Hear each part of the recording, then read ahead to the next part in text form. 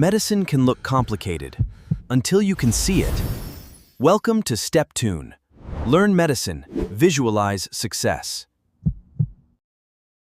Have you ever looked at a patient case featuring a weird rash, unexplained diarrhea, massive hypertension, muscle weakness, and maybe even strange nodules on the tongue, and just felt completely overwhelmed when you realized it's an endocrine tumor question? You're definitely not alone. But I'm going to let you in on a little secret. There is a much easier way to approach these. Today, in this explainer, we're going to completely change how you handle endocrine tumors. We're taking them out of the realm of brute force memorization and moving them into the realm of pure, logical, physiological deduction. So let's jump right in. Instead of trying to memorize a separate, disconnected laundry list of symptoms for every single tumor, we are going to do something completely different. We're going to act like medical detectives. When you take a step back and actually look at the underlying physiology, you'll see that these seemingly impossible, totally random syndromes actually make perfect logical sense. To do this, we're going to use a simple three-step framework. From now on, whenever you face a confusing endocrine presentation, I want you to ask yourself these three questions. Step 1, what hormone is actually being produced here? Step 2, in a perfectly healthy body, what is that hormone's normal job? And then, the most important one, step 3, what clinical syndrome would happen if we just had way too much of that hormone? This right here, this is your new diagnostic superpower. Here's our roadmap for today. We're going to test drive our new framework by cracking 3 classic cases: the pancreatic rash, the lung mass, and the teenager's nodules, before we wrap it all up with a rapid-fire review to really test your new pattern recognition skills. Okay, let's dive into case 1, the pancreatic rash. Picture this. A 46-year-old woman walks into your clinic complaining of a really painful rash on her groin and legs. Looking at her chart, you see she was diagnosed with diabetes for the very first time just 6 months ago, and she mentions having occasional diarrhea. You take a look at the rash, and it's these erythematous plaques that are enlarging and joining together with some crusting and scaling around the edges. A biopsy shows superficial necrolysis. So, let's look at our clues. We've got new-onset diabetes, a very characteristic blistering rash, and diarrhea.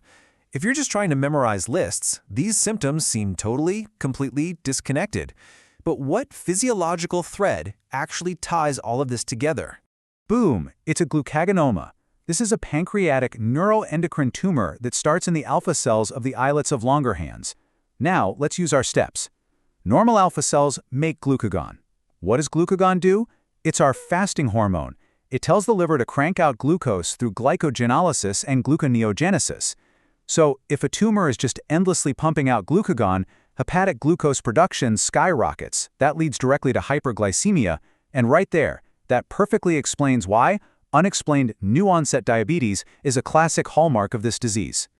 Now, understanding the why behind the rash is absolutely crucial.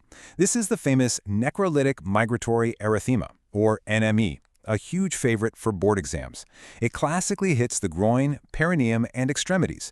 But why would a hormone tumor cause a skin issue?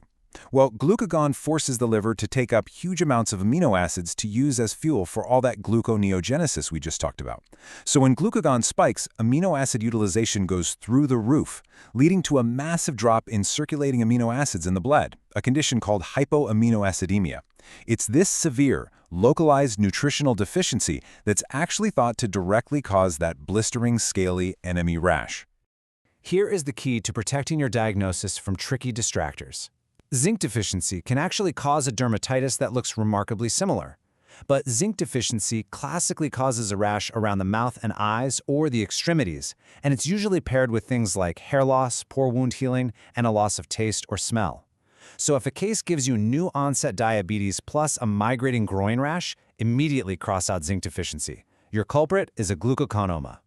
Moving right along to case 2, the lung mass. All right, completely different patient. We have a 54-year-old man with a heavy smoking history coming in with fatigue, weakness, and weight loss, but his vitals and physical exam are wild. His blood pressure is incredibly high at 160/100. You notice hyperpigmentation on his skin, lots of bruising or ecchymoses, and he has such severe proximal muscle weakness he can barely stand up from his chair. And then, chest imaging reveals a large mass in his lung.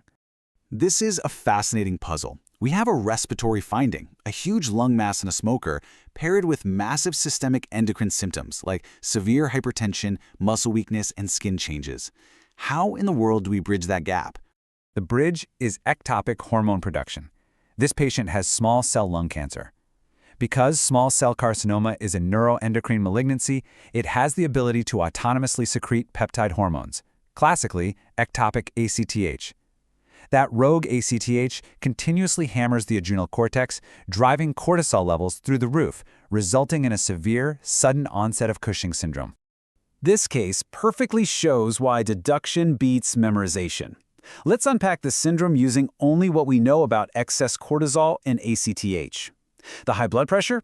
Excess cortisol increases the blood vessel's responsiveness to catecholamines.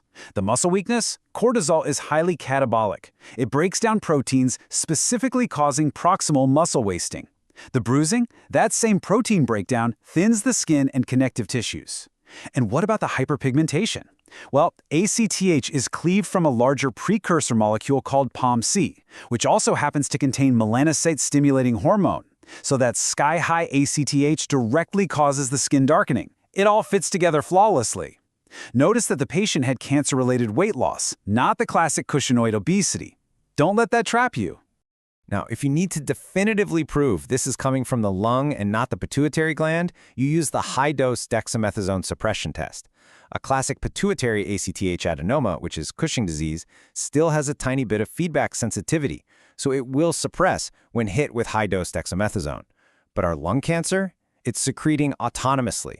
It literally does not care about feedback loops. It will not suppress. Distractor killed. Let's move to our final puzzle, Case 3, the teenager's nodules. You're examining a 14-year-old boy. He has these unusual, painless, flesh-colored nodules on his lips and tongue. Looking at his medical history, you see he actually had a thyroidectomy in the past to remove a mass. Physically, he's tall and very slender, with long arms, long fingers, and noticeably lax, flexible joints.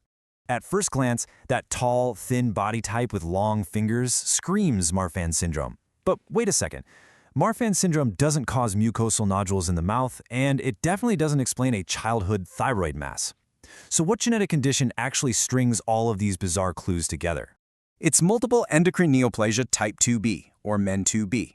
This entire presentation cascades from one single thing, an activating germline mutation in the RET proto-oncogene. This one mutation triggers a very specific chain reaction of phenotypes. You get medullary thyroid carcinoma driven by calcitonin-producing C cells, which explains the thyroidectomy. You get pheochromocytomas, causing episodic sympathetic explosions of headaches and hypertension. And crucially, it comes packaged with mucosal neuromas on the lips and tongue alongside that marfanoid habitus. The absolute fastest way to score points here is knowing how to separate MEN2A from MEN2B. They both have the RET mutation, and they both feature medullary thyroid cancer and pheochromocytomas. But MEN2A is characterized by primary hyperparathyroidism. MEN2B, on the other hand, lacks the parathyroid issue, but uniquely features the mucosal neuromas and the marfanoid body type. If you see neuromas, you lock in 2B for sure. All right, it is time for a rapid-fire review to bring this all home.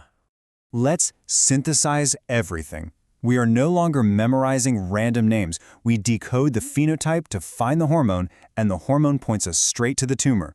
If a patient's having severe hypoglycemic attacks, the hormone is too much insulin, the tumor is an insulinoma. Refractory peptic ulcers that just won't heal plus diarrhea? That's massive gastric acid secretion driven by gastrin, making it a gastrinoma. Classic Zollinger-Ellison. Severe watery diarrhea with hypokalemia and achlorhydria? VIP is driving intestinal secretions, so that's a VIPoma. A patient with diabetes, gallstones, and steatorrhea?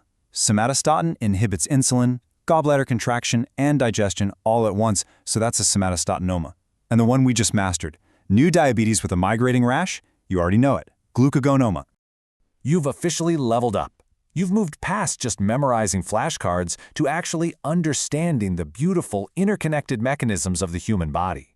By tracing the clinical phenotype back to the hormone and the hormone back to the tumor, you have armed yourself with a serious analytical weapon. So I'll leave you with this question. Now that you can decode these complex endocrine syndromes to hunt down the hidden tumor, what other seemingly impossible medical mysteries do you think you could solve with just a little bit of applied physiology? Keep asking those questions, Always trust the underlying